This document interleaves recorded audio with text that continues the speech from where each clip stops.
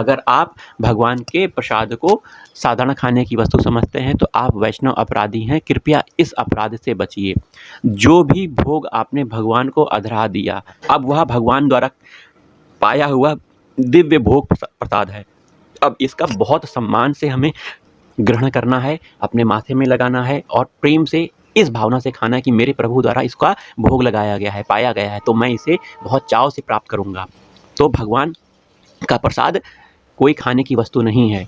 अगर प्रसाद में कोई कीड़े पड़ गए हैं, प्रसाद कुछ दूषित हो गया है, तो हमें उसे फेंकना नहीं है, उसको ग्रहण करना है। जैसे मीरा को जहर का प्याला दिया गया, लेकिन उसने जहर के प्याले को भगवान के प्रसाद स्वरूप समझ के पी लिया। वो जहर का प्याला क्या मीरा का कुछ खराब कर पाया, उनकी मृत्यु कर पाई?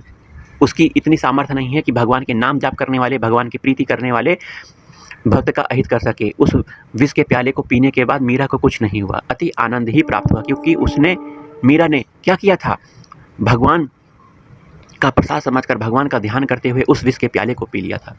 तो हमें भगवान के प्रसाद में कोई भी हीन भावना नहीं करनी है। जैसे मिले भगवान का प्रसाद, बहुत प्रेम पूर्वक, प्रीतिपूर्वक उसे हमें ग्रहण करना चाहिए। भगवान के जो चरणोदक है, चरणामृत कहते हैं जिसे, को साधारण जल समझना, भगवान के चरणोदक को साधारण जल नहीं समझना चाहिए। वैसे ही गंगा माता हमारी धराधाम में आज व्याप्त हैं और यह गंगा माता भगवान के चरणों से ही निकलती हैं। एक गीत आता है, चरणों से निकली गंगा प्यारी, जिसने सारी दुनिया तारी, मैं उन चरणों के दर्शन पाऊँ। तो गंगा माता का उद्गम कहाँ से हुआ है? भगवान के श्री चरणों से हुआ है। और हमारी अभिलाषा क्या है? ऐसे दिव्य चरणों, भगवान श्री कृष्ण के दिव्य चरणों के दर्शन करने की। तो हमें जो भगवान के चरणामृत है उसे कभी भी जल नहीं समझना चाहिए। यह भी भगवान का प्रसाद है और इसे हमें प्रेम पूर्वक इसे ग्रहण करना चाहिए।